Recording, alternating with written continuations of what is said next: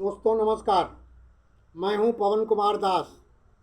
मैं अपने खटाखट चैनल से सभी दर्शकों का पहले हार्दिक अभिनंदन करता हूं तथा प्रार्थना करता हूं कि इस वीडियो को शुरू से अंत तक देखेंगे, लाइक करेंगे, सब्सक्राइब करेंगे तथा बेल आइकन को दबाएंगे। साथियों, आज मैं फिर एक प्रसंग लेके आया हूं। यह प्रसंग है प्रकृति के 3 गुण। यह जो प्रकृति है उसके 3 गुण होते हैं, वो कौन कौन से गुण हैं इसके बारे में मैं आप लोगों को जानकारी दूंगा। प्रकृति के 3 गुण हैं यथा सतोगुण, रजोगुण तथा तमोगुण।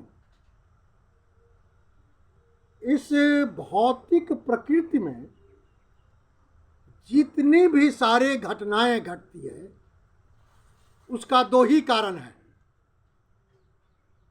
वह दोनों कारण एक क्षेत्र है, दूसरा क्षेत्रज्ञ है। अब क्षेत्र किसको कहते हैं? तो क्षेत्र कहते हैं शरीर को, वह स्थान जहां हमारा कार्य करने का जो स्थान होता है उसे हम क्षेत्र कहते हैं, अतः वह शरीर कहलाता है। क्षेत्रज्ञ उसे कहते हैं जीव को, जीव यानी जीवात्मा को। तो क्षेत्र और क्षेत्रज्ञ के, शरीर और आत्मा के संयोग से ही ये सारी घटनाएं घटती है इस धरती पर, इस भौतिक प्रकृति में। ये सारी घटनाएं जो घटती है वो किस प्रकार से घटती है, इसके लिए भगवान ने इस प्रकृति में 3 गुण बनाए, सतोगुण, रजोगुण तथा तमोगुण। उसी गुण के आधार पर इस प्रकृति की जो विशेषताएं हैं, ये जो गुण हैं, उसी के आधार पर प्रत्येक मनुष्य, प्रत्येक जीव उसी के आधार पर चलता है और उसी के आधार पर जो है सारा कर्म करता है। चूँकि हम जानते हैं कि जीव इस भौतिक प्रकृति से उसे कोई लेना देना नहीं है, क्योंकि वो तो आत्मा है। परंतु वह आत्मा होते हुए भी बद्ध जीव कहलाता है। बद्ध जीव, हम सभी जितने भी प्राणी हैं सभी बद्ध जीव हैं। बद्ध जीव का अर्थ होता है किसी के बंधन में बंधे रहना, यानी हम प्राकृतिक बंधन में बंधे हुए हैं। भगवान के आदेश के मुताबिक, भगवान के संविधान के मुताबिक सारे मनुष्यों को चलना पड़ता है। हम अर्थात हम भगवान के बंधन में बंधे हुए हैं, हम मुक्त नहीं हैं। यह बद्ध जीव, इसमें यदि कोई व्यक्ति ये कहता है कि मैं बद्ध नहीं हूँ, मैं स्वतंत्र हूँ, मुझे जो मन आएगा वो करूँगा, मुझे जो मर्जी होगी वही बोलूँगा, तो या तो वो पागल है या वो मूर्ख है। वो ये नहीं समझता कि हम सभी जीव, यहाँ तक कि आत्मा भी भगवान से जो है सो मुक्त नहीं है, भगवान के बंधन में ही बंधे हुए हैं। तभी तो आत्मा पर के को जो है सो क्या कहते हैं, नियंत्रण रखने वाले, आत्मा को नियंत्रित करने वाले नियंता भगवान कहलाते हैं। मैंने इससे पहले वीडियो में बोला था, ईश्वर एक नियंता में, चूंकि वो सभी जीवों को, यहाँ तक कि आत्मा तक को वो अपने नियंत्रण में रखते हैं। इसीलिए मनुष्य का हर काम, वो चाहे काम कोई भी हो, सब उसी के अनुसार चलता है। इसलिए भगवान ने इस प्रकृति में 3 गुण, सतो, रजो तथा तमो गुण दिए। अब सतो गुण का मतलब होता है जो व्यक्ति इस सतो गुण को धारण करता है वो हमेशा सत्य और धर्म के रास्ते पर चलता है, अहिंसा के मार्ग पर कदम रखता है तथा वह पाप कर्मों से मुक्त रहता है। उसे जो है भौतिक कष्ट कभी नहीं सताती। वो हर वक्त पुण्य, उसके आत्मा जो है पुण्यात्मा होती है, वही सतोगुणी होते हैं। यथा ब्राह्मण। यदि सतोगुण में ब्राह्मण आता है और उस सतोगुण को रहते हुए भी यदि वो ब्राह्मण नीच कर्म करता है तो वो ब्राह्मण ब्राह्मण नहीं होता। अतः सतोगुणी आदमी जो होता है बहुत ही सात्विक होता है।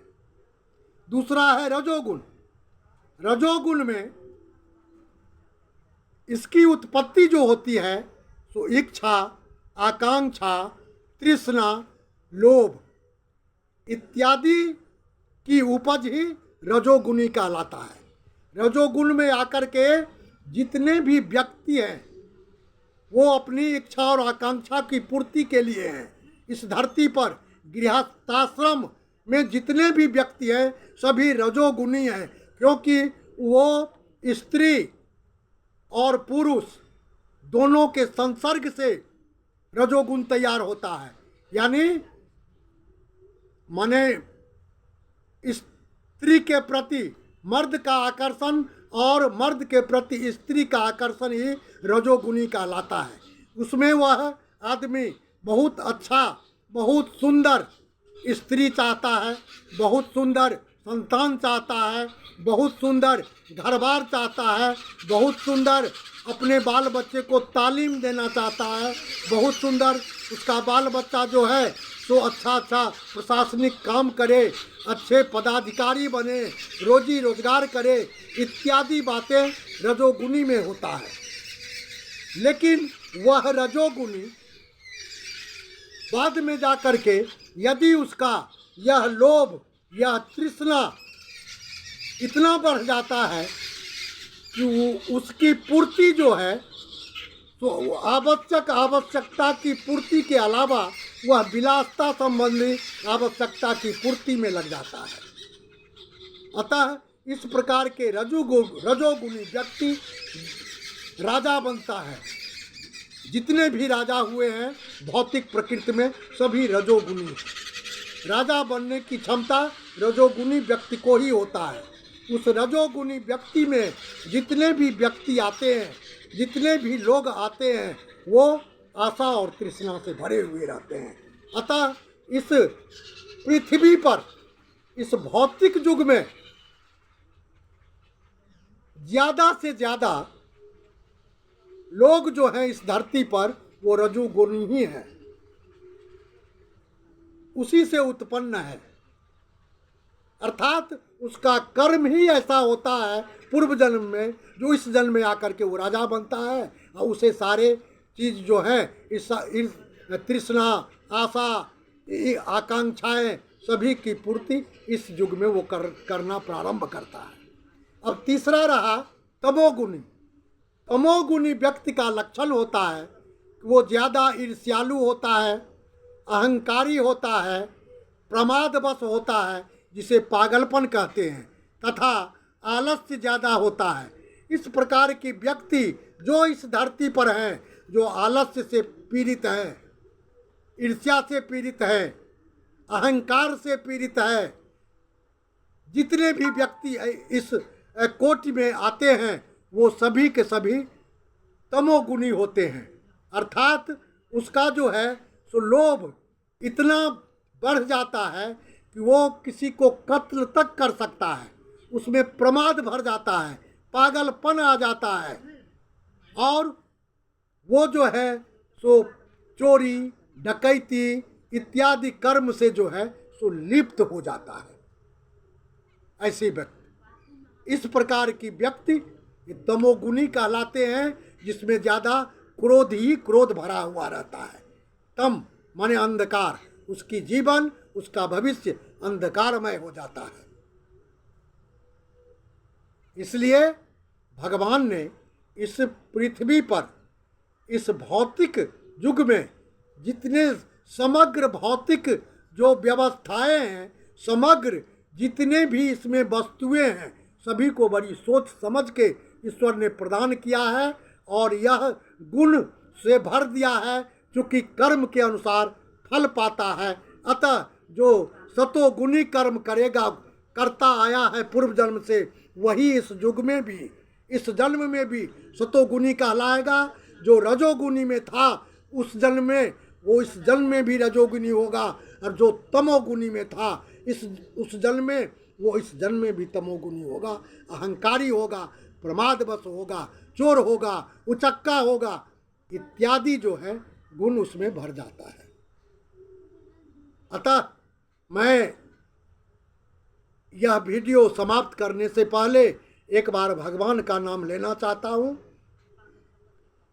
हरे कृष्ण गोविंद मोहन मुरारे, हे नाथ नारायण वासुदेव। जय श्री कृष्ण। धन्यवाद।